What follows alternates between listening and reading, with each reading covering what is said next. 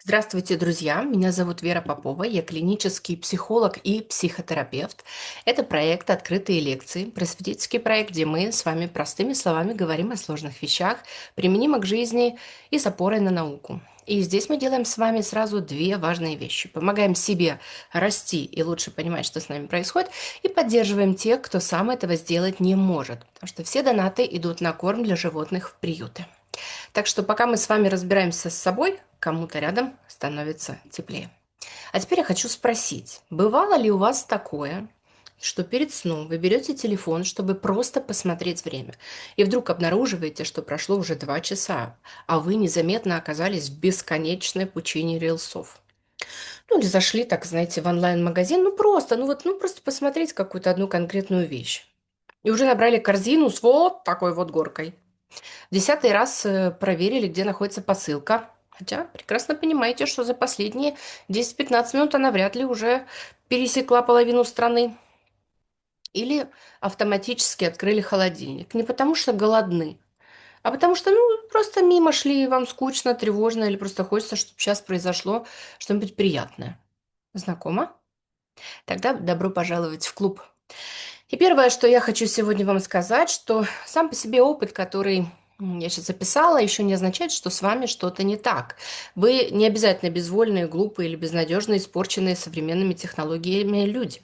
Вы абсолютно точно живые люди с мозгом, который умеет замечать новое и значимое, предвкушать приятное, запоминать сигналы, обещает какую-то награду и снова ведет нас туда, где когда-то было или только может оказаться что-то важное и приятное. У такого поведения есть понятная нейробиологическая основа, но это еще не означает, что все перечисленное можно объяснить одним процессом или веществом. И это не означает, что мы ничего не можем с этим делать. Сегодня мы с вами будем говорить о дофамине, одном из веществ, участвующих в работе системы мотивации. Мы посмотрим, как нечто приобретает для нас особую привлекательность, почему внимание начинает снова и снова возвращаться к определенному человеку, предмету или действию, почему мы готовы искать, приближаться, пробовать еще раз и прикладывать усилия, почему мы загораемся, тянемся к новому, покупаем что-то, листаем, едим, ждем сообщений и иногда влюбляемся не столько в самого человека или вещь, сколько в обещанную ими возможность. А еще, почему в другой момент мы не можем начать даже то, что считаем важным, и почему иногда желание становится гораздо сильнее удовольствия. В общем, понимаете, объемненько, да? Лекция, которую мы сегодня с вами проживем вместе, называется «Дофамин. Химия желания, новизны и зависимости». Это первая из 4 лекций цикла «Химия живости». В следующих лекциях мы будем говорить о серотонине, окситоцине и эндорфинах. И я очень рекомендую вам посмотреть весь цикл, потому что ни одно из этих веществ не работает изолированно. А нашу психическую жизнь невозможно понять через действие только одного единственного нейромедиатора. А лекция про дофамин и правда очень полезна для обычной жизни, потому что почти каждый человек может узнать себя в 3 состояниях, вокруг которых мы ее с вами сегодня построим. Это состояние, когда рождается мотивация, интерес, движение, а также состояние, когда мы тонем в социальных сетях, еде, покупках, азарте, ожидании ответа. И, наконец, состояние, когда внутри нас поселяется истощение, депрессивность, потеря интереса и ангидония. Сразу договоримся, это не 3 диагноза. Изменение нашего состояния может быть связано со сном, стрессом, тревогой, физическим истощением, привычками, депрессивным состоянием, действием лекарств или каким-то общим контекстом жизни. Но это тоже надо, знаете, наблюдать, видеть. Вот. А, собственно говоря, дофамин лишь одна часть большой и очень сложной системы. Но часть настолько важная, что, разобравшись в ней, мы сможем лучше понять и свое желание, и свое залипание, и те периоды, когда внутри как будто вообще ничего не запускается. Как клиницист и супервизор я в своем кабинете снова и снова слышу 3 очень разных рассказа о желании и мотивации. Первый звучит примерно так. Я познакомилась с мужчиной, он мне нравится. Я очень жду сообщения, представляю нашу следующую встречу, думаю, куда мы можем пойти, что я надену, как это все будет. У женщины еще ничего особенного не произошло, она только познакомилась с мужчиной, но внутри уже много интереса, энергии и возбуждения. Или человек придумывает новый проект, вечером не может уснуть, потому что ему хочется составить план, выбрать название, понять, с чего начать, кому рассказать и где найти первых клиентов. Работа вообще-то еще не началась, да, денег пока никто не заплатил, но сама возможность будущего результата уже запускает такое реактивное движение. А здесь есть предвкушение, интерес и ощущение, что мне туда надо. Это состояние «я хочу». Что-то становится для нас привлекательным, внимание начинает собираться вокруг цели, появляется энергия, чтобы приблизиться, попробовать, узнать, получить. Это еще не удовольствие от результата. Результата пока вообще может не быть. Это обещание чего-то важного или приятного. И первый импульс, который помогает нам начать двигаться. И само по себе это совершенно нормальное и необходимое состояние. Без него бы не начинались бы отношения, мы бы не строили планы, не искали работу, не осваивали новые и не вставали утром ради того, что для нас важно. Второй рассказ звучит иначе. Молодой мужчина открывает вечером после работы YouTube на 5 минут и обнаруживает, что потерялся и листает шоцы уже третий час. Ему давно скучно, глаза устали. Большинство роликов не вызывает почти никаких переживаний. Он несколько раз говорит себе: все, это последний, ну, честное слово, последний, да? Но палец снова и снова двигается вверх. А вдруг следующее видео все-таки окажется интересным? Или вот еще, ну, жизненное. Сейчас вы, наверное, узнаете себя, потому что человек начинает щелкать семечки. Первые действительно вкусные, но через какое-то время губы уже болят, во рту слишком солено, удовольствия почти не остается, а рука все равно продолжает тянуться в пакет. Ну, еще одна, еще одна. Как будто само повторяющееся действие уже подхватило человека и продолжает двигаться по кругу, хотя настолько настоящего вот этого «мне нравится» в нем осталось все меньше. Здесь появляется очень важная формула. Меня все еще тянет, хотя мне уже не нравится. Это состояние, которое мы в обычной жизни можем назвать «я залипаю». Удовольствие уменьшается, но внимание все еще захвачено, поиск продолжается, поведение повторяется. Еще одно видео, еще одно обновление страницы, еще одна проверка сообщения, еще один товар, еще один кусочек. Иногда нас удерживает обещание следующего интереса стимула.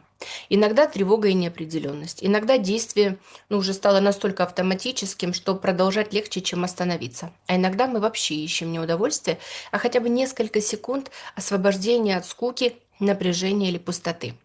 Поэтому залипание само по себе еще не означает зависимость, но именно в нем особенно ясно видно. Желание может сохраняться даже тогда, когда удовольствие от происходящего уже почти исчезло.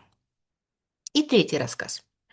Он звучит не так радостно и не так интересно. У меня ни на что нет сил. Я понимаю, что мне было бы полезно, конечно, выйти из дома, увидеться с друзьями или хотя бы посмотреть хороший фильм, но мне ничего не хочется. Даже то, что я всегда любил, больше меня не радует. Человек знает, что прогулка обычно помогает, но не может встать и одеться. Не потому, что сознательно решил отдохнуть, а потому что сама мысль о начале действия кажется слишком тяжелой.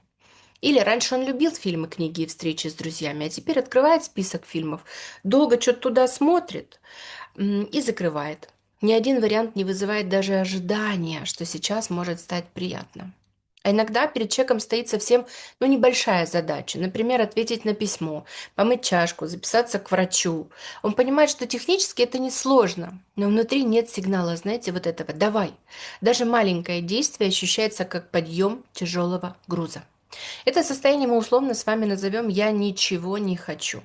Но клинически эта фраза может означать очень разные вещи на самом деле. Один человек действительно перестает чувствовать интерес и удовольствие, другой хочет что-то сделать, но у него нет физических сил, такое бывает.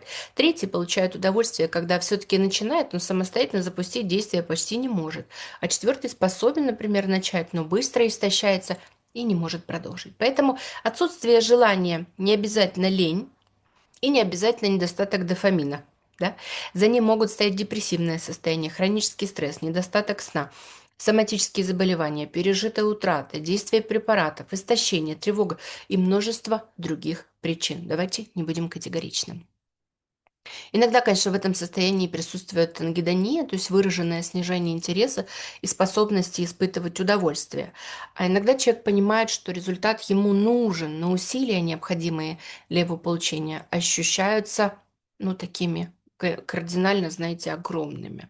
А иногда, в общем-то, я ничего не хочу, на самом деле означает я хочу, но сейчас не могу себя запустить. Поэтому очень важно не торопиться с выводами. Все это могут быть разные переживания, и помощь в каждом случае тоже может быть разной. Эти состояния не являются тремя такими обязательными стадиями одного процесса. Это не три типа людей и не три чистых состояния как бы дофаминовой системы. Человек не обязательно сначала загорается, потом залипает и затем неизбежно истощается. Нет. Более того, один и тот же человек в течение одного дня может ничего не хотеть в отношении работы, с огромным возбуждением ждать сообщения от любимого человека и одновременно 2 часа листать социальные сети, которые уже давно не приносят ему никакого удовольствия.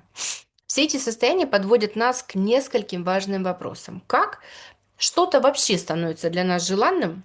Почему иногда нас продолжает тянуть к человеку, к вещи или к действию, хотя настоящего удовольствия мы получаем все меньше или не получаем вовсе, и что происходит, когда интерес, предвкушение и готовность двигаться к цели как будто перестают запускаться. Разбираться в этом особенно важно сегодня, потому что мы живем в мире, который непрерывно обращается к системе нашего желания и мотивации. Уведомление обещает, что произошло что-то важное. Новостная лента никогда не заканчивается, вы это знаете. Социальные сети предлагают следующее видео раньше, чем мы успеваем понять, осмыслить предыдущее и почувствовать, понравилось ли оно нам вообще.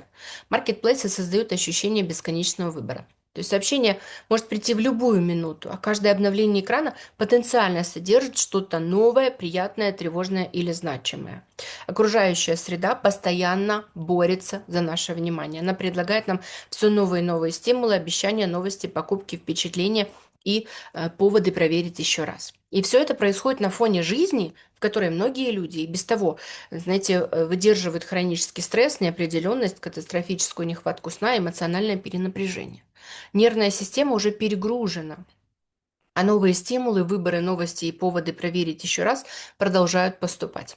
Когда такое происходит, нам может становиться труднее выдерживать определенные переживания, такие как скука, пауза, отсутствие немедленного результата или неприятные какие-то чувства. И тогда особенно привлекательным становится все, что обещает быстро изменить это состояние. Новое ли то сообщение, интересное видео, покупка, какая-то еда, яркая новость, чужая реакция, хотя бы несколько секунд ощущения, что сейчас что-то произойдет. Именно поэтому разговор о дофамине касается практически каждого человека, который сегодня пользуется телефоном, ждет сообщений, начинает новые дела, откладывает скучные задачи, совершает покупки, ищет впечатления или однажды обнаруживает, что перестал хотеть даже того, что прежде любил. Именно здесь дофамин становится важной частью разговора, важной, но не единственной. Дофамин не является хозяином нашей психики, он не управляет человеком из отдельной комнаты и не нажимает на кнопки нашего поведения. Ни желание, ни зависимость, ни потерю мотивации невозможно полноценно объяснить действием одного нейромедиатора. Потому что мы состоим не только из нейрохимических процессов, наше поведение одновременно складывается из нашего состояния, из строения нашей нервной системы, из гормональных процессов, из того, как мы обходимся с бытовыми делами, такими как сон, питание, из того, как мы обходимся со стрессом, из того, каким был у нас ранний опыт, какой является наша привязанность, как мы умеем переживать боль, из нашей способности регулировать эмоции, из того, в каких отношениях сейчас мы находимся и какими являются обстоятельства нашей жизни. Однако сегодня дофамином объясняют практически все, ребята, да, вы же знаете это, да, и удовольствие, и любовь, и зависимость, и лень, и амбиции, и социальные сети, и покупки, и даже нежелание вставать с дивана. Но знаете, если бы у нейромедиаторов был свой Голливуд, то дофамин определенно возглавил бы список самых высокооплачиваемых звезд. Ни об одном веществе в нашем мозге сегодня не говорят так много и так страстно, и так несправедливо. В результате вокруг, конечно, появилось огромное количество ярких, удобных и далеко не всегда точных утверждений. При этом в массовой психологии он превратился одновременно и в главного злодея, и в главного спасителя. С одной стороны, его обвиняют в зависимости от социальных сетей, сладкого, покупок, азартных игр и порнографии. Из него сделали удобного козла отпущения, такого коварного такого внутреннего дилера, который сидит где-то глубоко в синапсах и подсаживает нас на дешевые соблазны. С другой стороны, тот же самый дофамин предлагают и обнулить, и очистить, и перезагрузить, или срочно повысить при помощи особенного, значит, какого-то утреннего распорядка.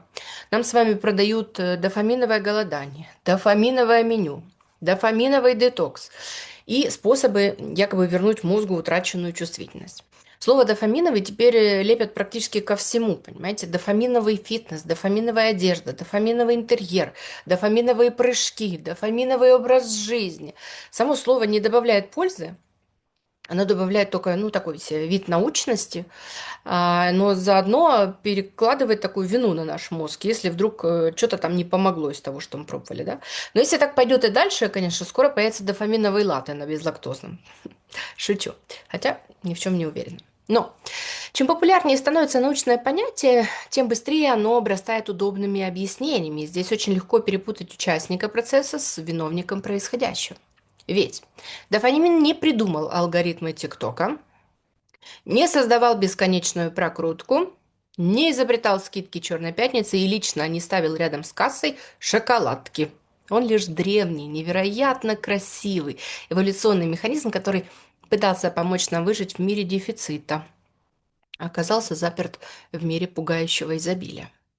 Гораздо же точнее сказать, что современные технологии, торговля, индустрия, ну, в общем-то, индустрия развлечений, в первую очередь научились использовать нормальные свойства нашей системы, внимание, обучение и мотивация. Они предлагают новизну, неопределенность и обещание возможной награды снова и снова, практически без естественной точки остановки.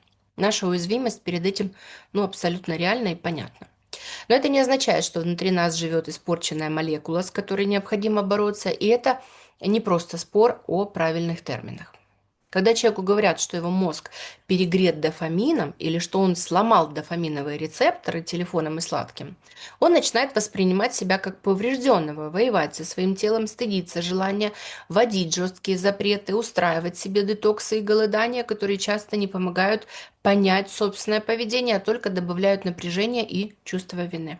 Поэтому нам с вами важно, ну, дофамин не демонизировать и не искать способы, знаете, магически его как-то перезагрузить. Нам нужно точнее понять, что он действительно делает, чего не делает и какое место занимает в большой системе человеческой мотивации. А для этого сначала придется расчистить пространство от самых распространенных заблуждений. Давайте разберем 3 главных мифа, с которыми мы постоянно сталкиваемся в социальных сетях, массовой психологии и популярном биохакинге. Начнем с самого известного. Дофамин – это гормон удовольствия. Как это обычно преподносят нам? Съешь шоколадку, выделится дофамин, и тебе станет хорошо. Сделай шопинг, получи порцию дофамина и почувствуй себя счастливым. То есть дофамин изображают как внутреннюю награду, которую мозг выдает нам за приятное. Но если бы дофамин просто производил удовольствие, было бы непонятно, зачем нам столько шоколада, новых платьюшек, нераспакованных посылок и бесконечно пролистанных видео, которые уже давно нас не радуют. Как же устроено это на самом деле? Дофамин – это не химия удовольствия, друзья. Это химия предвкушения и мотивации. Он гораздо больше связан не с самим удовольствием от награды, сколько с тем, что помогает нам заметить эту награду, захотеть что-то, приблизиться и приложить некое усилие, чтобы ее получить. И здесь есть один очень наглядный эксперимент, который в свое время серьезно изменил представление ученых о роли дофамина в системе награды. В 1989 году это решили проверить 3 американских исследователей нейробиологии из Мичиганского университета. Кент Берридж, Терри Робинсон и Изабель Винье. Они провели эксперимент на крысах. С помощью специального вещества ученые почти выключили у животных дофаминовую систему, которая помогает заметить награду, потянуться к ней и начать действовать. После этого крысы практически переставали самостоятельно искать еду, подходить к ней и есть. На первый взгляд можно было бы решить, еда просто перестала доставлять им удовольствие. Но исследователи решили проверить отдельно, исчезло ли само удовольствие или исчезло стремление его получить.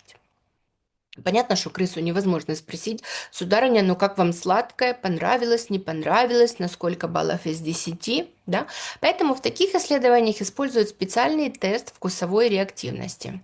Животным давали попробовать небольшое количество разных растворов, сладких, соленых, кислых и горьких, и снимали на видео движение мордочки, языка и лап. Дело в том, что на приятный и неприятный вкус крысы реагируют по-разному. Сладкий вкус вызывает характерные движения языка и облизывание лап, а горький – совсем другие реакции. Гримасы, такие, знаете, резкие движения мордочки и попытки избавиться от неприятного вкуса. Немного похоже на то, как мы по лицу младенца сразу понимаем, понравилась ему новая еда или нет. И оказалось, что даже при очень серьезном нарушении дофаминовой передачи животные продолжали демонстрировать обычные приятные реакции на сладкий вкус. То есть крыса почти переставала сама искать пищу, подходить к ней и начинать есть. Но когда она чувствовала сладкий вкус, реакция «мне нравится» сохранялась. Это очень важное различие. Дофамин не является веществом, которое непосредственно производит удовольствие. Это надо запомнить. Он гораздо теснее связан с тем, как награда становится привлекательной, как появляется импульс приблизиться к ней, приложить усилия и получить ее. Проще говоря, дофамин больше связан не с «мне хорошо», а с «мне туда». Именно поэтому человек может очень сильно чего-то хотеть, тревожно ждать, добиваться, проверять телефон, представлять будущую покупку, например, а получив желаемое, обнаружить, что настоящее удовольствие оказалось коротким, слабым или вообще не таким, как представлялось. Мы часто путаем желание обладать и радость от обладания, но это разные процессы. А теперь с вами давайте перенесем это различие из лаборатории в обычную жизнь. Представьте, что вы видите в витрине очень красивое пирожное. Ну, например, пирожная корзинка или безе. Ну, кто там что любит, да? Его вид, запах, знакомый вкус, который вы уже почти чувствуете во рту, все это делает пирожное привлекательным. Внимание цепляется за него. Появляется предвкушение и вполне ясное ощущение. Мне туда. Я хочу его получить. Вы придете, конечно же, покупайте пирожное, откусывайте с удовольствием первый кусок. Возможно, он действительно окажется прекрасным, сладким, нежным, именно таким, как вы себе представляли. Но последующие куски могут быть уже не такими яркими. А еще дальше тело насыщаться начинает, вкус становится привычнее, а вот это само удовольствие от этого вкусного, да, постепенно ослабевает. И все же иногда мы продолжаем есть. Не потому, что каждый следующий кусок приносит нам столько же радости, сколько первый, а как будто пытаемся вернуть вот это то самое первое сладкое предвкушение, обещание, что сейчас будет особенно хорошо. Конечно, здесь участвует не один дофамин. На наше поведение влияет и голод, и насыщение, и привычка, и стресс, и доступность еды, эмоциональное состояние, и множество других факторов. Но этот пример помогает увидеть главное. Желание продолжать и удовольствие от происходящего могут двигаться не вместе. Человек может очень сильно чего-то хотеть, добиваться, тревожно ждать, а получив желаемое, обнаружить, что удовольствие оказалось коротким, слабым или почти отсутствующим. Это не обязательно поломка характера, это один из способов, которыми вот это самое наше «я хочу» может разойтись с вот этим самым нашим «мне нравится». Здесь очень легко сделать следующее. Ну, вроде бы совершенно как бы логический вывод, да. Если дофамин помогает нам хотеть, приближаться к цели и прикладывать усилия, значит, чем его больше, тем больше у человека энергии и мотивации, да. И вот тут, чтобы не попасть в просак, давайте рассмотрим второй миф. Чем больше дофамина, тем лучше. Так он звучит. Ну, как это обычно преподносят? Приблизительно так. Разгони свой дофамин и станешь эффективнее, собраннее, мотивированнее. Будешь вставать в 5 утра, бегать марафоны, запускать новые проекты и сворачивать горы еще до завтрака. Ну, это ж многие хотят, правда? Вот, дофамин рисуют как чистое топливо для успеха. Чем больше залил в бак, тем быстрее поехал. Но дофамин не бензин и не энергетик для мозга. Нельзя просто добавить его побольше и получить улучшенную версию себя. А жаль, да? Вот. И мозгу нужен не максимальный дофамин. Ему нужна правильная система сигнала в нужном месте и в нужный момент. Очень хорошо это видно на примере болезни Паркинсона. При этой болезни постепенно повреждаются клетки мозга, которые передают дофаминовый сигнал в систему, управляющую движением. Из-за этого человеку становится трудно начать движение. Тело может становиться скованным, движения медленными, а самые обычные действия начинают требовать огромных усилий. Чтобы помочь человеку двигаться, врачи назначают препараты, которые усиливают действие дофамина. И они действительно могут заметно облегчать такие двигательные симптомы. Но здесь обнаруживается очень показательная интересная вещь. У части людей на фоне таких препаратов могут появляться совсем другие трудности. Например, непреодолимая тяга к азартным играм, к покупкам, к еде или сексуальному поведению. Помните знакомый комедийный образ из американских фильмов? Какая-нибудь такая бодрая бабушка в доме престарелых внезапно становится главной звездой местной личной жизни, заводит много сексуальных партнеров, значит, меняет их один за другими и говорит своим детям: а что такого? Я вообще-то наконец хочу пожить для себя. Так вот, само по себе желание любви, секса и новых отношений в 80 лет совершенно нормально, и никакой болезни здесь искать не нужно. Но в случае побочного действия препарата речь может идти о другом. Сексуальное влечение резко усиливается, становится непривычным для самого человека, занимает слишком много места в его жизни и начинает плохо поддаваться контролю. То есть воздействие на дофаминовую систему может поддержать одну функцию, то бишь движение, одновременно создать трудности с контролем импульсов в другой сфере. И это очень хорошо показывает, почему формула «больше дофамина, больше пользы» не работает. Нам не нужен дофамин круглосуточно выкрученный на максимум, понимаете? Потому что постоянно хотеть, искать, возбуждаться, начинать новые дела и бежать за каждой возможной наградой — это не суперпродуктивность. Это состояние, в котором человек может терять способность выбирать на то, что действительно стоит тратить внимание, силы, деньги и время, потому что скорость становится просто катастрофически огромной. А вот такая здоровая работа дофаминовой системы — это не вечный праздник, не бесконечный фонтан идей и не постоянная готовность сворачивать горы. Это способность плавно разгоняться, когда нам действительно нужно двигаться к важной цели, и также плавно снижать обороты, когда цель достигнута. Когда она перестает быть значимой или больше не ведет нас туда, куда мы действительно хотим прийти. Это важно, потому что так мы можем перестать бегать за всем, что блестит, мигает и обещает немедленную награду. И как только мы понимаем, что постоянно разгонять дофамин — идея довольно сомнительная, возникает противоположное предложение. Хорошо, значит, его нужно не повышать, а наоборот немного выключить, дать мозгу отдохнуть, очистить рецепторы, перезагрузить систему. И вот мы подходим к третьему мифу. Звучит он так: можно устроить себе дофаминовый детокс, а некоторые пишут даже, что и нужно. Как это обычно преподносят? Откажитесь на выходные от телефона, социальных сетей, музыки, сериалов, покупок, вкусной еды, секса, общения и вообще всего, что приносит вам хоть какое-то удовольствие. Посидите желательно молча, лицом к белой стене, и тогда мозг якобы очистится от лишнего дофамина, уставшие рецепторы отдохнут, чувствительность восстановится, и в понедельник вы снова начнете радоваться солнечному свету, гречке без соли и пению птиц. Звучит убедительно, конечно. Особенно если произносить это уверенным голосом и на фоне красивого минималистического интерьера с подсветкой. Вы поняли меня, да?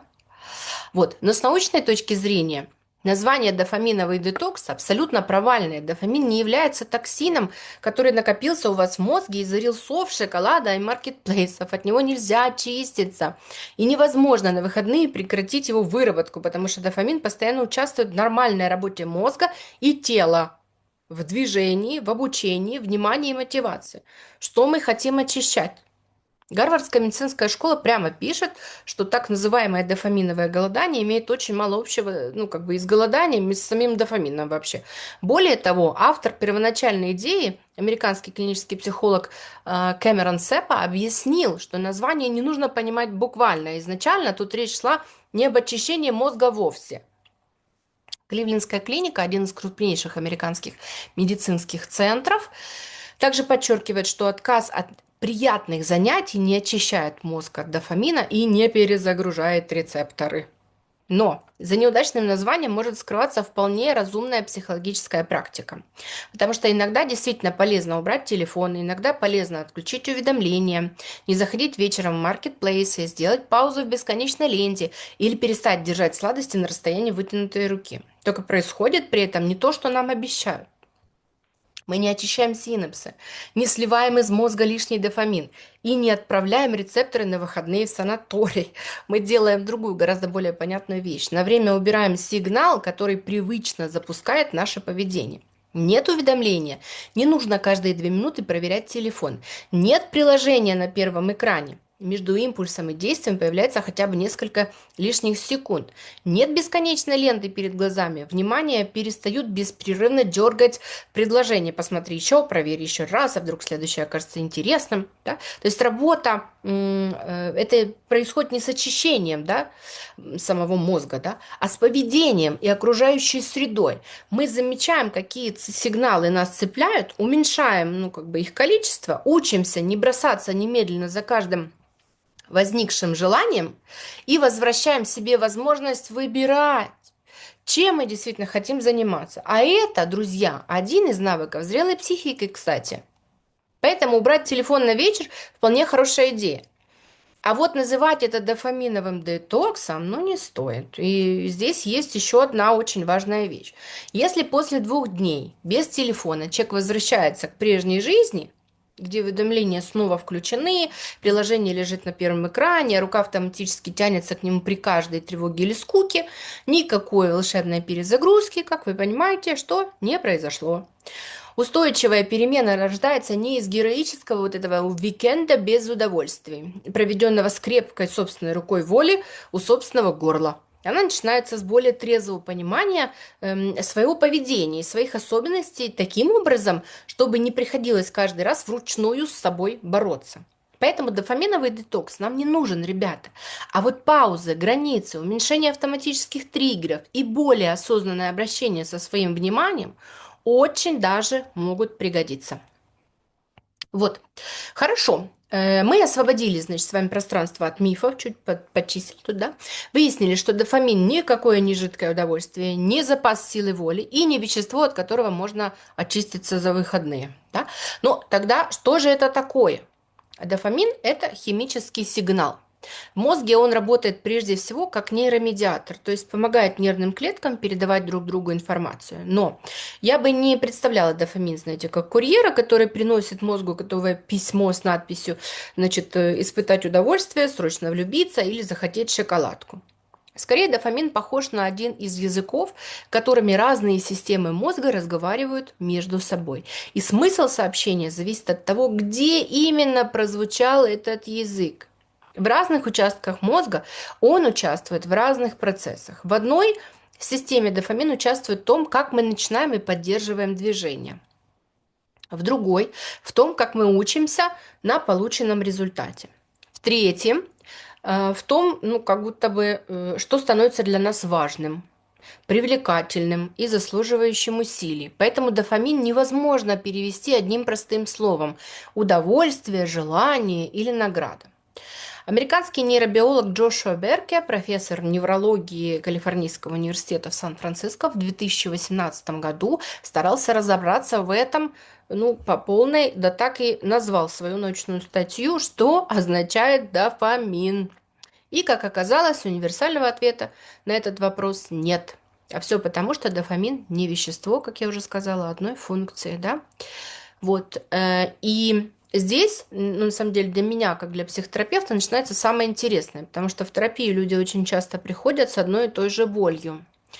Они говорят: доктор, я головой все понимаю, что эти отношения меня разрушают, понимаю, что сладкое на ночь мне уже не приносит ничего хорошего, и это вредит моему здоровью. Понимаю, что этот, ну, проект давно нужно начать, потому что у меня нет денег, и мне нужно их зарабатывать. Понимаю, что вот это вот конкретно, да, нужно давно уже бросить, потому что мне это не приносит ничего хорошего и только забирает мои ресурсы. Но я все равно делаю. Понимаете? И вообще ничего не могу поделать с тем, что со мной происходит. Наверное, у меня просто нет силы воли. Наверное, я какая-то безвольная тряпка.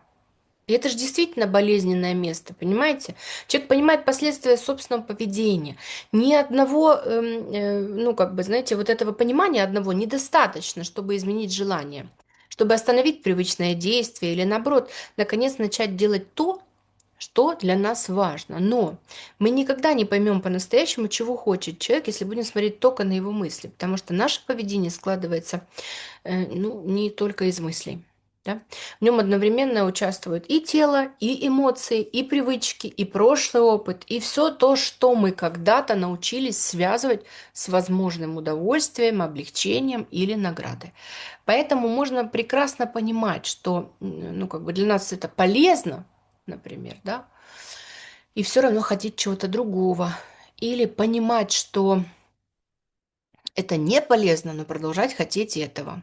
А можно очень, например, хотеть результата и не находить в себе импульса, чтобы начать действовать. Да? Так что это такая история, про которую точно стоит размышлять и в которой точно стоит разбираться. И мы с вами сейчас можем подойти к главному вопросу, как нечто вообще становится для нас желанным, как из обычного предмета, запаха, сообщения или идеи рождаются то самое вот это вот внутреннее «мне туда». Ведь часто все начинается еще до того, как мы получили саму какую-то награду. Представьте себе, что вы спокойно сидите дома, занимаетесь своими делами, и вдруг из кухни доносится запах свежемолотого кофе. Вы еще не сделали ни одного глотка, например, этого кофе. Его там еще никто не заварил, да? Кофе пока не оказался у вас во рту. Вы еще даже не почувствовали его вкус, но внутри уже что? Что-то произошло. Вы отвлеклись, прислушиваетесь. Возможно, даже слегка оживились и уже представили, как сейчас возьмете любимую чашку, да как сядете поудобнее и сделаете первый глоток. То есть удовольствие еще не наступило, а состояние «О, божечки, божечки, мне туда» уже появилось. Как это происходит?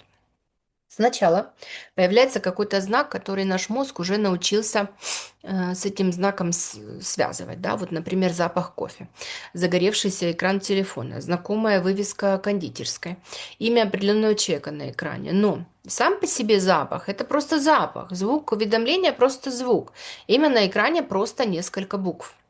Однако наш прошлый опыт уже успел нас научить. За этим может последовать что-то важное. И один из ключевых механизмов такого обучения изучал нейробиолог Кембриджского университета, один из ведущих исследователей системы награды Вольфрам Шульц. В его экспериментах обезьянам давали немного сладкого сока. Перед этим появлялся короткий сигнал, например, загорался свет или раздавался звук. Сначала этот сигнал ничего для животного не значил. Обезьянка особенно сильно реагировала только когда неожиданно получала вкусняшку. Но постепенно она усваивала связь. Значит так, появился сигнал, потом дадут сок. И тут самое увлекательное начинало происходить уже не во время самого угощения, а раньше, потому что мозг реагировал в тот момент, когда появлялся знак, обещавший награду. То есть тот самый либо звук, либо загоревшаяся какая-то лампочка. Да? То есть сок еще не давали, но организм уже как будто говорил, ага, смотри, вот знак появился, значит, мы уже знаем, сейчас будет, приготовились, ждем. А если после знакомого сигнала сок вдруг не давали, мозг отмечал это отсутствие именно в тот момент, когда награда должна была появиться. То есть как будто внутри такое возникало только, подождите, стоп, обещали и не дали. И это очень важное открытие, потому что мозг не просто реагирует на то, что приятно, он все время учится предсказывать будущее. Что обычно следует за этим знаком? Стоит ли сейчас обратить внимание? Сбылось ли ожидание? И нужно ли в следующий раз ждать того самого? Стоит вам услышать характерный дзынь мессенджера, как ваш дофамин уже подпрыгивает. Вы еще не прочитали сообщение, вы даже не знаете от кого. Может, там вообще спам или рабочий чат, от которого дергается глаз. Но мозг уже среагировал на возможность награды. Сигнал сработал, дофамин выделился, все, занавес поднялся. Но знак, обещающий награду, может сделать еще одну важную штуку – перетянуть на себя наше внимание. Представьте, вы читаете сложную книгу перед экзаменом, и вдруг дзынь, телефон загорелся. Книга, конечно, не исчезла. Мозг не выключился, но светящийся прямоугольник вдруг стал самым заметным предметом в комнате. Да. Мысль, которую вы только что держали в голове, читая книгу, пооблекла. Внутри уже ожило, о, надо посмотреть, что там, да? Словно с нами происходит такое состояние, при котором одна возможная награда как будто подсвечивается прожектором, а все остальное на время отходит на задний план и немножко в такую тень. Как будто на самый обычный предмет повесили светящуюся табличку. Смотри сюда, это важно. Ученые называют это побудительной значимостью. То есть знак уже не просто сообщает, там может быть что-то интересное. Он начинает как будто подталкивать в спину. Там, давай посмотри, подойди, а ну-ка проверь, а давай-ка. Да. Поэтому нас цепляет не сам кусок стекла и пластика, нас цепляет все, что мы научились связывать с телефоном. Сообщение, одобрение, новость, покупка, возможность ненадолго сбежать от скуки, тревоги или сложной работы. Вот. Это не означает, что мозг окончательно все решил за нас, но подсвеченная цель, в нашем случае светящийся экран телефона, получает фору. Она быстрее привлекает внимание, сильнее тянет нас к себе и требуется больше усилий, чтобы снова вернуть внимание к книге, какой-нибудь работе или важному разговору. Да? А теперь самое интересное. Желание– это не только мысль, было бы неплохо выпить кофе.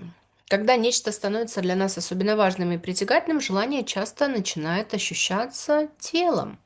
И у кого-то появляется внутреннее оживление, у кого-то включенность, беспокойство или тот самый сладкий зуд, когда буквально чешутся руки что-нибудь сделать. Мы можем податься вперед, потянуться за телефоном, почувствовать, как во рту появляется слюна при запахе еды, или как все тело собирается в ожидании сообщения от определенного важного человека. В этот момент работает, конечно, не один дофамин. Системы мотивации и внимания взаимодействуют с теми системами организма, которые отвечают за возбуждение и готовность к действию. Поэтому желание может сопровождаться изменениями дыхания, сердцебиения, повышение мышечного тонуса, мобилизация организма. Но у разных людей и в разных ситуациях это, конечно, ощущается по-разному. Обратите внимание на то, как ощущается вот это сильное желание на физическом уровне. Это никогда не бывает чувством расслабления. Это всегда напряжение. Но не в смысле напряжения, да? А в смысле жизненный тонус.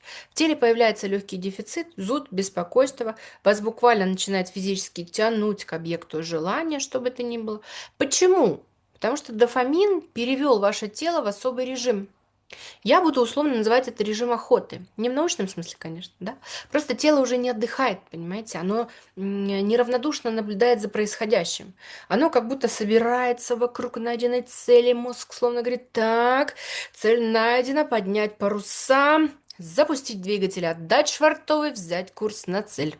И вот это биологическое возбуждение очень легко можно принять за что? За предвкушение счастья. Нас куда-то сильно тянет, и кажется, что там впереди нас обязательно ждет что-то прекрасное. Но телесная сила желания говорит только о том, насколько притягательна эта цель стала для нас. Она еще ничего не говорит про то, насколько хорошо нам будет, когда мы ее получим. В общем, не стоит путать обещание счастья с эволюционно обусловленным стрессом, который заставляет нас поднять с дивана пятую точку и двинуться к цели. И вот мы, наконец, с вами встали, значит, да, помним про кофе, дошли до кухни, налили себе наш вот этот кофе и сделали первый глоток. И здесь иногда обнаруживается интересная штука. Сам кофе может оказаться вполне приятным, но предвкушение, запах из кухни, любимая чашка, мысль, сейчас я сяду и выдохну, да, почему-то было ярче, чем сам реальный вкус. Именно здесь появляется одно из самых важных различий всей нашей с вами лекции. Да? Сильно хотеть и сильно наслаждаться– это не одно и то же. Мы уже говорили об американских нейробиологах Беридже и Робинсоне из Мичиганского университета. Вот и что еще важно, что в своих исследованиях они предложили разделить три процесса. Хочу, wanting, нравится, liking и учусь, learning. Если сказать совсем по-человечески, да, хочу– это сила, которая тянет нас к объекту, нравится, это удовольствие, которое мы переживаем, когда, наконец, получаем этот объект, а обучение– это память о том, какие запахи, звуки, места и ситуации обычно обещают нам эту награду. Чаще всего эти процессы работают вместе. То бишь мы хотим кофе, пьем его, и нам вкусно. Тянемся к любимому человеку, встретимся, и нам хорошо. Выбираем красивое платье, покупаем его, и потом действительно носим с удовольствием. Но исследования этих ребят показали, что хочу, нравится и вот эти два процесса опираются на частично разные механизмы. И при определенных обстоятельствах могут расходиться. Дофаминовая система особенно участвует в том, что делает награду притягательной, побуждает нас к ней двигаться, но сама сила этого стремления еще не равна силе удовольствия. То есть можно сказать еще проще. Вот это самое «хочу» смотрит в будущее, обещает, вот доберемся туда, и нам, наконец, будет хорошо. А нравится может ответить только потом, когда мы уже добрались. Ну, приблизительно так. Ну и как? Нам действительно хорошо. И ответы этих двух систем не всегда совпадают. Именно это различие стало одним из ключевых, из ключей к современному пониманию зависимости и компульсивного поведения. В общем, раньше казалось логичным, если человек снова и снова к чему-то возвращается, значит, ему это нравится, да? Ну, раз пьет, значит, любит пить. Раз открывает приложение, значит, ему там интересно. Раз снова возвращается к этому человеку, значит, ему хорошо в этих отношениях. Раз, значит, топает ночью в холодильник, значит, наслаждается едой. Ну, логично же, понимаете? А нет. Ведь человек может снова и снова тянуться к тому, что уже почти не приносит удовольствия. И тогда еще на это отвечали приблизительно так. Ну, не ври себе. Если бы тебе не нравилось, ты бы туда не лез. И человек уходил там, в еще более глубокий стыд. Сегодня ответ другой, и он освобождающий. Вы не безвольные, говорят нам. Просто ваша система «хочу» оторвалась от системы «нравится». И поживает теперь немножечко отдельно. Да?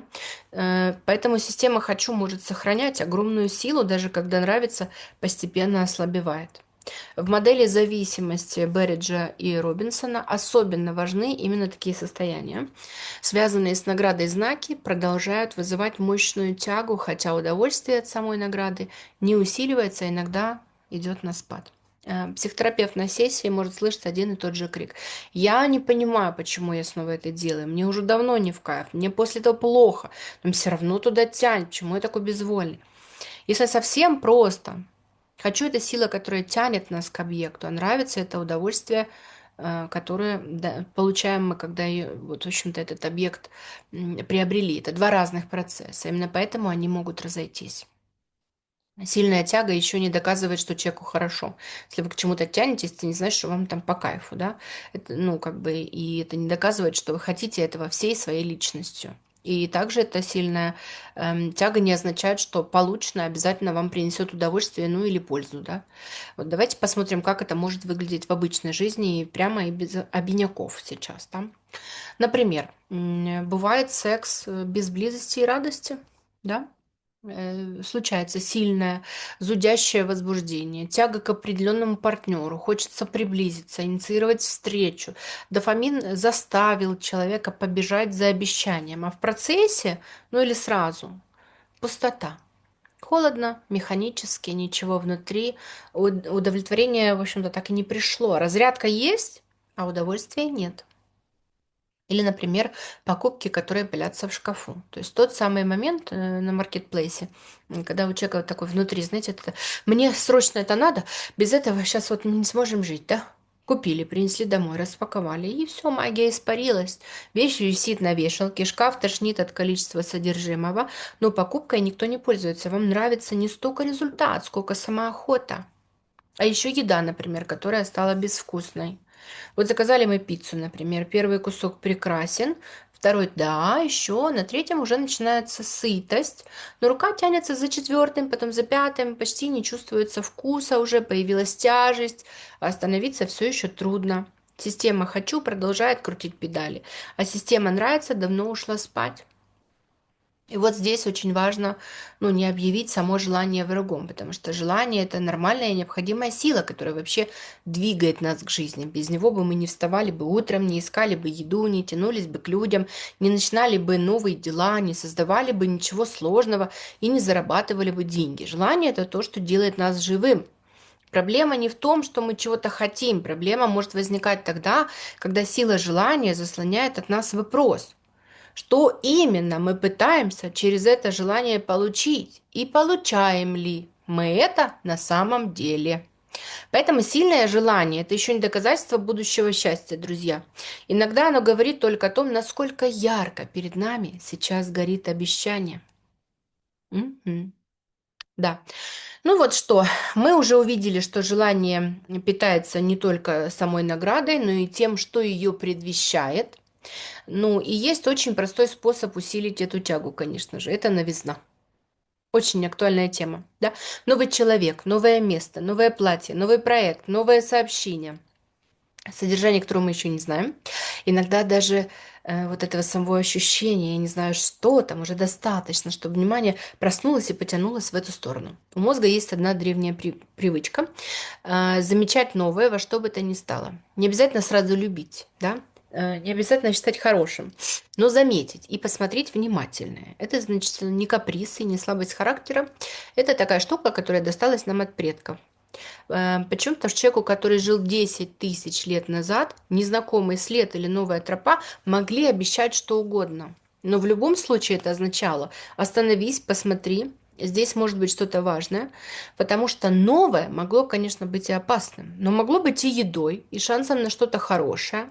И наш мозг до сих пор работает так же, кстати. Он еще не знает, понравится ли нам то, что мы обнаружили, но заранее дает, значит, новому вот эту вот небольшую фору. В 2006 году Ника Бунцик, профессор психологии Любекского университета, и Эмрах Дюзель, профессор когнитивной нейронауки Университетского колледжа Лондона, провели эксперимент, во время которого испытуемым показывали изображения и одновременно наблюдали за работой мозга. Участникам демонстрировали разные картинки, одни они уже видели раньше, а другие появлялись впервые. И оказалось, что на новое изображение мозг реагировал особенно живо. Это было видно на снимках функциональной МРТ. Особенно активно работала область мозга, где расположено много нейронов, вырабатывающих дофамин. Но исследователи решили проверить. Может быть, дело вообще-то не в новизне. Может быть, картинка просто редко появляется, содержит что-то неприятное или требует немедленной реакции. Все эти варианты сравнили между собой. И, значит, выяснилось, новое само по себе привлекало внимание мозга, как будто внутри включалось. Так, этого я еще не видел, надо рассмотреть повнимательнее. Это не означает, что мозг обожает все новое, или что при виде каждой новой кофточки у нас происходит дофаминовый взрыв, но новизна действительно может придавать объекту дополнительную привлекательность, усиливает интерес и подталкивает нас к исследованию. А что там такое? Давайте посмотрим. И как у любой медали, у новизны есть две стороны.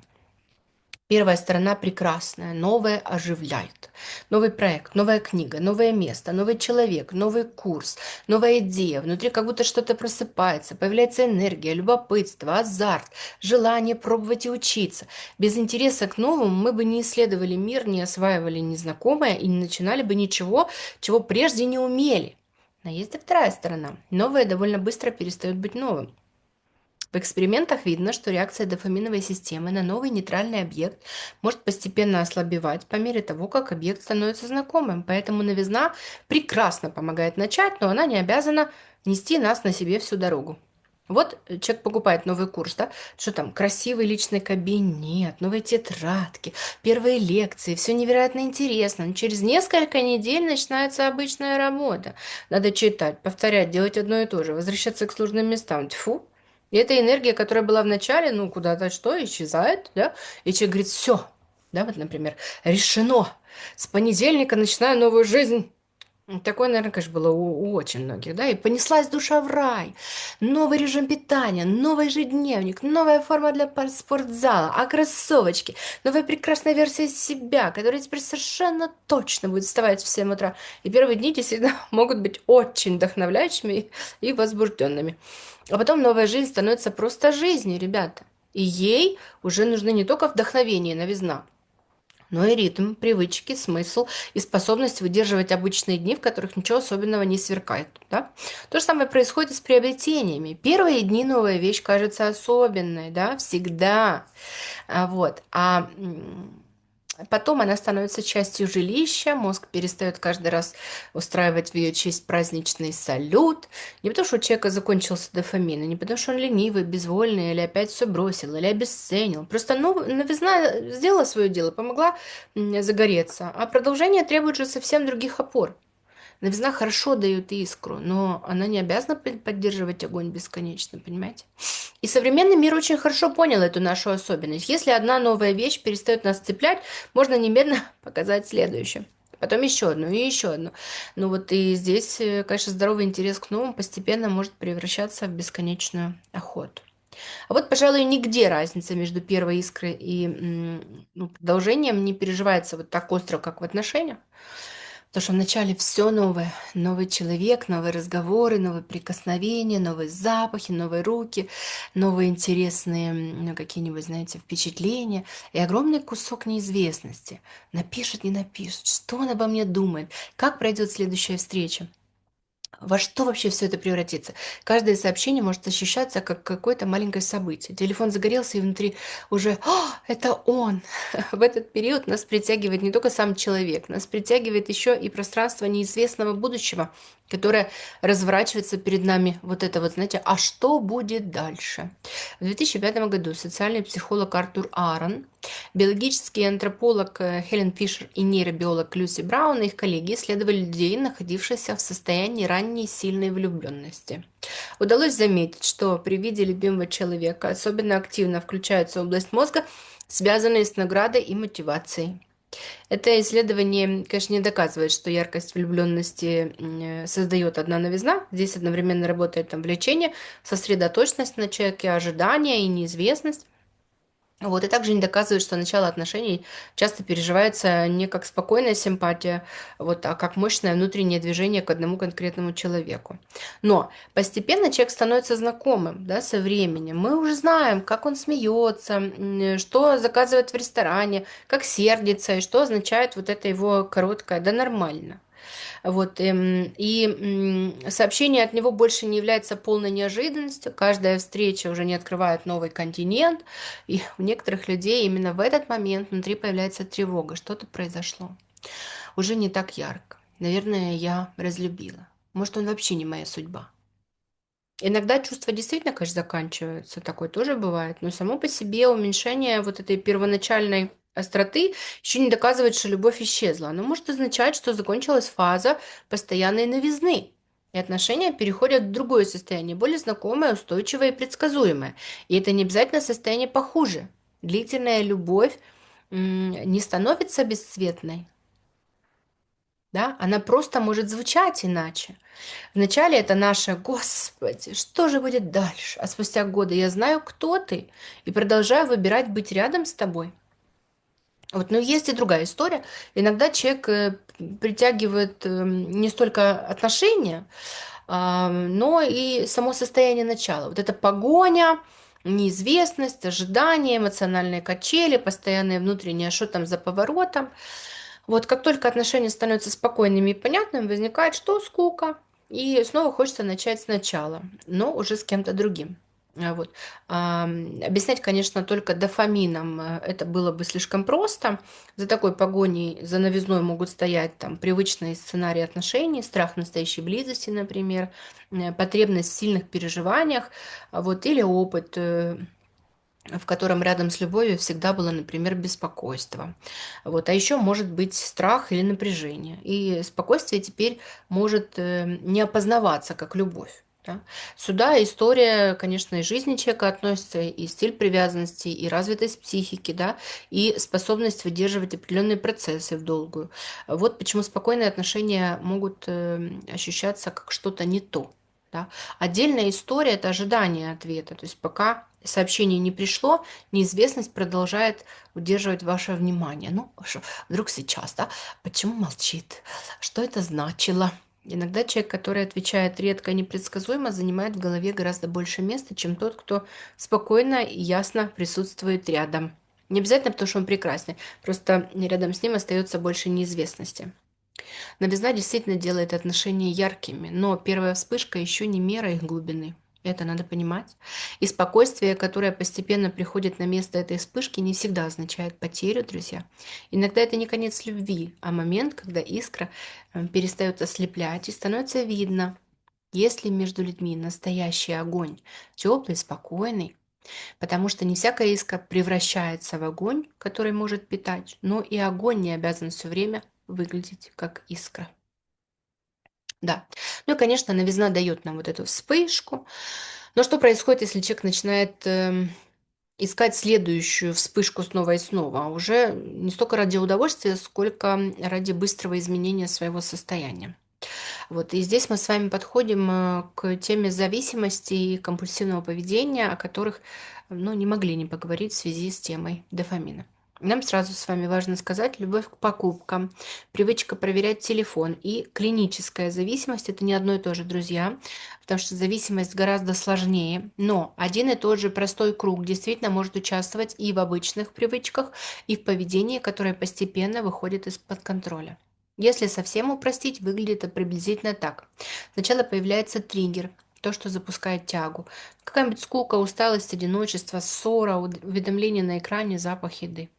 Потом появляется знакомое «хочу». Тянет, зудит, требует внимания. Следом идет действие. Открыть приложение, съесть сладкое, написать бывшему, зайти на маркетплейс. Человек реализует свое «хочу», и на короткое время состояние меняется. Становится спокойнее, интереснее, веселее, ну или хотя бы не так пусто. А мозг с вами, мы знаем, не любит тратить много энергии и запоминает. Когда мне так плохо, вот здесь есть быстрый выход. Ну и в следующий похожий момент рука снова сама тянется по знакомому адресу. Я буду называть это петлей облегчения, потому что ищем мы в ней чаще всего не удовольствие, а способ поскорее перестать чувствовать то, что мы чувствуем. Возьмем, к примеру, компульсивные покупки, которыми мы с вами уже сейчас перемыли косточки в этой лекции. Так вот, человеку тревожно, скучно, обидно или пусто, например, да? Он открывает маркетплейс, и уже в этот момент становится немного легче. Можно выбирать, сравнивать, складывать в корзину, представлять новую прекрасную жизнь, новые прекрасные вещи. Нажал «Купить», и на несколько минут внутри что-то изменилось. А потом приезжает посылка, радости в ней почти нет, вещь отправляется в гардеробную, а состояние то, вот, из-за которого все началось, никуда-то не делось. Тогда приложение открывается снова, и это уже не просто любовь к красивым вещам или потребность обновить гардероб. Покупка стала быстрым способом регулировать свое состояние, приглушить тревогу, скуку или пустоту хотя бы на несколько минут.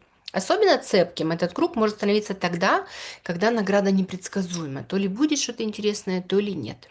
Исследования показывают неожиданную вещь. Дофаминовая система откликается сильнее всего не тогда, когда награда гарантирована, и не тогда, когда ее точно не будет, а тогда, когда шансы примерно 50 на 50. То есть максимум неопределенности, максимум напряжения ожидания и поведения, выученное в таком нерегулярном режиме, угасает хуже всего. Неизвестность умеет удержать нас в ожидании развязки. Именно поэтому так затягивают игровые автоматы, лотереи, бесконечная лента в телефоне. Именно поэтому нерегулярные сообщения от человека, как мы уже говорили, иногда цепляют даже сильнее, чем вот это стабильное тепло. И неизвестность держит систему «хочу» в постоянном вот этом тонусе, потому что мозг все время думает, а вдруг именно сейчас случится то самое, да? Ну, а вдруг? Вот, но при клинической зависимости происходит нечто более серьезное. Те же товарищи, которых мы хорошо знаем уже с вами, Кен Берридж и Терри Робинсон, пошли дальше. Они описали одну неприятную вещь. Они сказали, что при повторении система «хочу» не успокаивается. То есть, да, она тренируется. Каждый раз, когда человек проходит один и тот же путь, мозг запоминает не только то, что он получил, он запоминает все, что было вокруг. И место, и запах, и время суток, и компанию, и музыку, и даже случайную мысль. И потом эти мелочи сами начинают тянуть раньше, чем, например, человек успевает что-то подумать или решить. Именно поэтому люди, которые годами не употребляют, могут случайно взойти на знакомую территорию, и их накроет так, будто это было вчера. Посмотрите, что здесь происходит. Удовольствие становится меньше, а тяга сильнее. Это не противоречие. Это два разных процесса. Да? Мы уже с вами говорили, что они едут в разные стороны. Поэтому зависимость далеко не всегда звучит как «мне это так нравится, что я хочу еще». Гораздо чаще она звучит иначе. «Мне уже почти не нравится, мне от этого плохо, я теряю деньги, здоровье, отношения, но меня все равно туда тянет».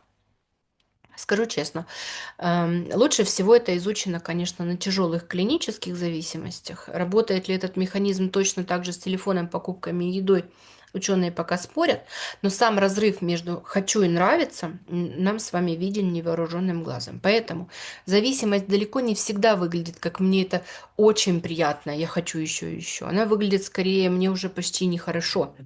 Мне плохо от этого, я много теряю ресурса, но знакомый знак снова запускает тягу.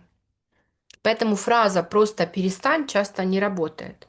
Она обращается к характеру, а дело-то не в характере. Поведение уже связано с состоянием человека, окружающими триггерами, накопленным опытом и сильной выученной тягой. А это все, друзья, биология. ни распущенность, ни слабость, ни отсутствие силы воли. Система мотивации очень хорошо выучила дорогу, которая когда-то обещала облегчение. Вот, и, собственно говоря, когда мы с вами говорим про вот эти петли облегчения, да, как желание отрывается от радости и начинает жить само по себе, тут у нас с вами возникает следующий вопрос. Почему именно сейчас эти петли образуются так легко и у такого большого количества людей? Смотрите, что с нами происходит каждый день. Новости что? Тревожные. Одна за другой. Бесконечная лента, где-то постоянно что-то происходит, да? Десятки сообщений в разных чатах, уведомления, дедлайны, тревога за близких, за работу, за будущее. Это как наливать ведро в стакан, понимаете? Стакан, конечно, не бракованный, он просто физически не способен вместить в себя объем ведра, понимаете? Дело в том, что наша система желания создавалась совсем для другого мира. Мира, где сигналов было немного, а угрозы и награды случались редко и по существу. А сейчас на нас обрушивается количество сигналов, триггеров и стимулов, которые эта система просто не рассчитана обрабатывать. Вы, если хотите проверить, пройдите 200 метров по улице и попробуйте сосчитать, сколько раз вам за это время что-то предложили. Вывески, витрины, наклейки на дверях, надписи на машинах, экраны на остановках, баннеры, растяжки, листовка в руку, а потом добавьте сюда все, что вы видели сегодня в телефоне. Роберт Сапольский, американский нейробиолог из Стэнфорда, потрясающе обожаемый, всю жизнь изучает стресс. И он изучает, что стресс делает с телом и мозгом, когда становится не событием, знаете, каким-то, а фоном жизни. Да? И одна его мысль касается нас напрямую. Человек – единственное существо, которое умеет включать стрессовую реакцию мыслью. Животному нужно, чтобы что-то произошло, то есть реальное событие. Нам не нужно этого. Нам достаточно вспомнить вчерашнюю беседу или представить завтрашнюю. То есть с коротким острым стрессом организм прекрасно справляется. Это организм обучает, мобилизирует и расширяет его возможности в реакциях. Да? С длинным гораздо хуже. И ему это дорого обходится. Что же происходит? Когда стресс становится постоянным, в организме подолгу держится высокий уровень кортизола. А это же главный стрессовый гормон, да? И вот что важно, кортизол влияет на то, как мы хотим и как радуемся. Он не выключает желание, нет, он притупляет. Представьте, что вам просто постепенно прикрутили громкость. Все то же самое звучит, просто тише. Разговор с подругой, прогулка, книга, обычный будний вечер. Раньше этого хватало, чтобы стало хорошо, а теперь как будто, не дотягивает. И тогда мы начинаем искать. А ищем мы то, что звучит погромче. Не то, что важно, а то, что подействует сразу. Не приготовить уже заказать фастфуд, не позвонить подруге, а открыть ленту. И система от этого, конечно, что изнашивается. Не ломается, друзья, изнашивается. Как все, что работает без остановки и без возможности вернуться в исходное состояние. И вот теперь самое важное для нашей темы. Что происходит с желанием, когда оно уже живет в таком износе? У этого износа два лица. Выглядят они совершенно по-разному. Настолько, что кажутся разными людьми с разными характерами. Многие себя узнают в одном из них, а кто-то в обоих, просто в разные периоды жизни. Начинается почти всегда одинаково, с желания переключиться. Не посмотреть что-то интересное, потому что за интересом мы сюда не идем. Мы идем от усталости, от переполненности, от тяжелых мыслей, которые крутятся и не отпускают, от раздражения после разговора, от тревоги, которую некуда деть, от страха, от боли. Просто чтобы на минуту выйти из своего состояния. Куда идем, понятно, да? В телефон, в ленту, в сериал, в холодильник, в корзину на маркетплейсе, в новости, туда, где что-то происходит и где не нужно быть с собой. Да? И на первых секундах это работает. Внимание и правда переключается, а дальше происходит вот что. Переключиться получилось, и вернуться нет. Человек уже не там, откуда уходил, но и не там, куда шел. Он застрял между. И в этом промежутке можно провести 2 часа, не заметив, как они пришли, а то и больше. Это состояние я буду называть с вами застреванием. Из точки А вышел, до точки Б не дошел. Остался где-то в промежутке. И знаете, оно точно можно его определить по одному признаку, да. Вы вдруг обнаруживаете, что прошло время, а вы почти не помните, что вы там делали, что вы смотрели, что вы читали, в общем, что с вами происходило, да. Здесь встретим мы, конечно, многое. Бесконечный скроллинг перед сном, хотя завтра рано вставать. Проверка сообщений каждые несколько минут, хотя вы точно знаете, что никто вам там не написал. А заказ еды на дом, хотя дома есть еда. Фильм, включенный фоном, чтобы просто не было тихо. Еще одна серия, хотя вы обещали себе лечь пораньше, уже 3 часа назад, и ну и так далее. И вот что важно понять. Это не про распущенность нашу, не про то, что у нас нет силы воли. Это уставший мозг выбирает самый дешевый и быстрый способ получить хоть какое-то облегчение. Не радость, именно облегчение. Разница между этими состояниями огромная, но в моменте она совсем не ощущается. А вот второе лицо перегрузки замечают гораздо реже, хотя оно ничуть не меньше важное. Начинается оно иначе. Застревание хоть можно заметить, 2 часа пропали, вечер ушел, ну, что-то все-таки как-то произошло, да? А вот то, что мы с вами назовем тишиной, не происходит. Она просто постепенно наступает.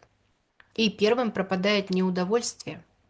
Первым пропадает вот это самое предвкушение. Раньше было так. Увидел, захотел. Услышал про встречу, внутри что-то откликнулось. Открыл список фильмов, и один из них потянул к себе. А теперь увидел, и ничего. Не хочу, не противно. Просто внутри больше, ну, как бы не звенит вот это самое «мне туда». Не то чтобы человек борется с искушением. Вот этого самого искушения просто нет. И вот что здесь важно понять. Дело не в том, что человек не может. Дело в том, что не запускается.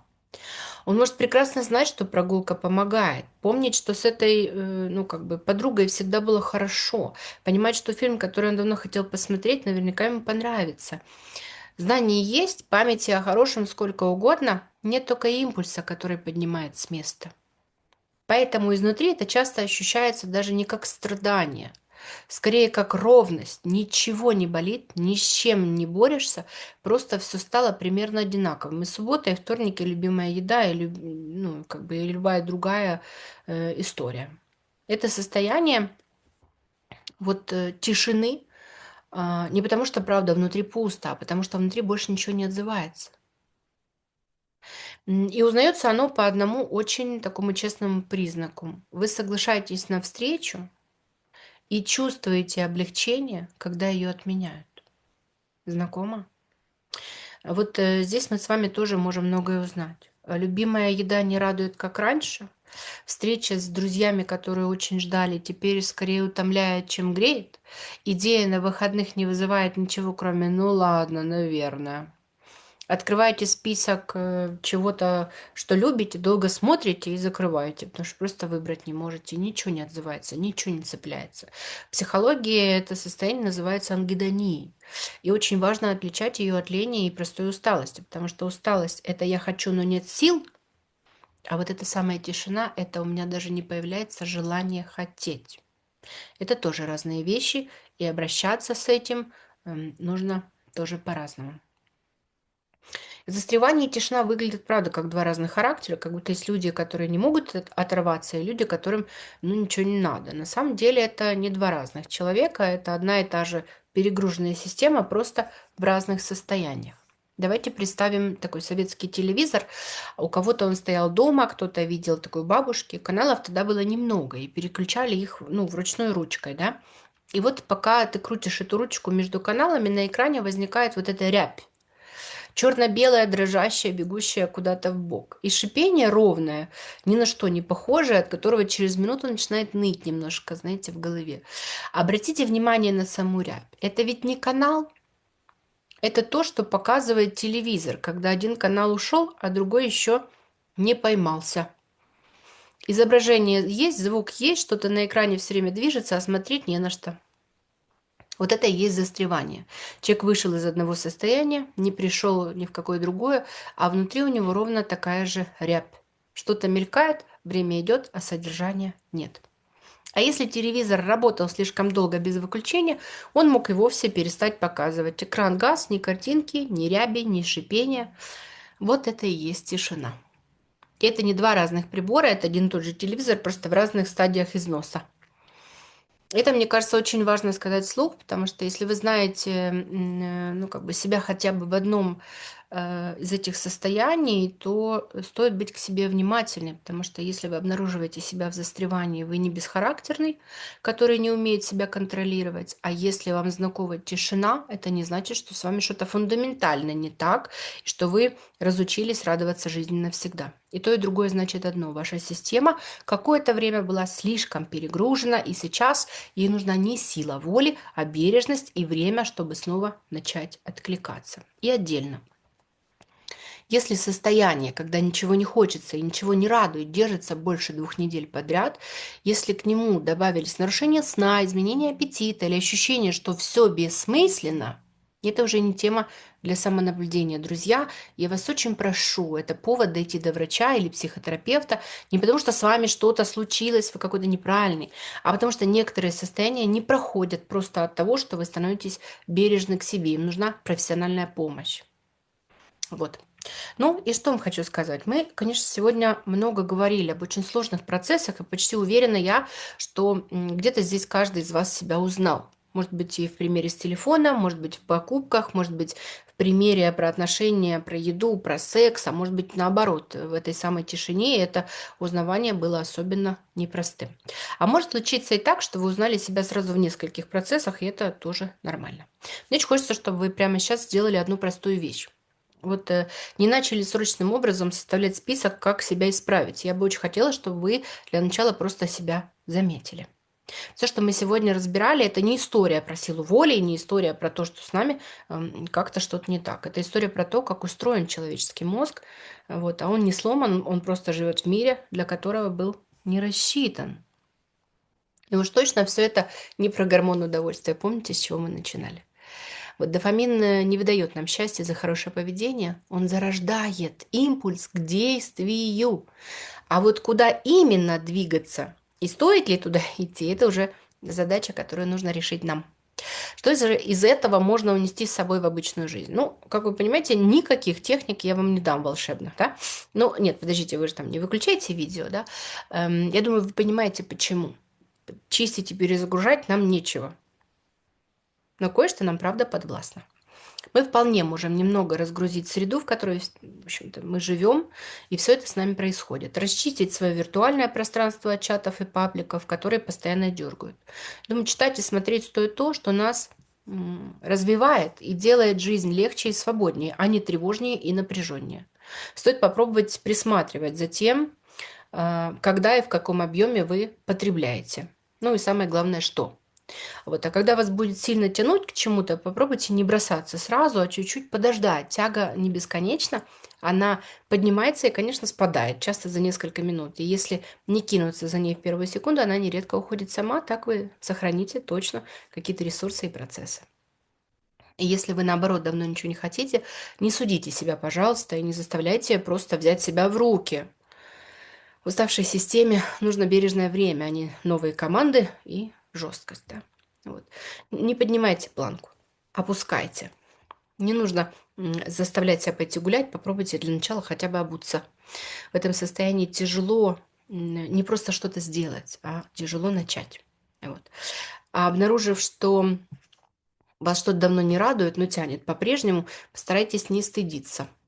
Честно себя спросите, мне правда это нужно, или я просто иду по старой тропинке? Возможно, сейчас вам помощь просто нужна и поддержка.